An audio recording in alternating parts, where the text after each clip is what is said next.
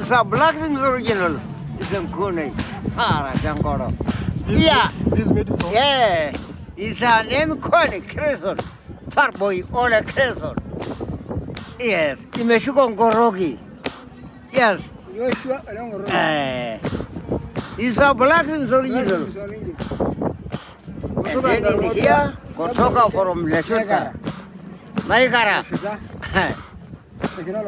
Yes. Narok. Amboseli anakuja Amboseli.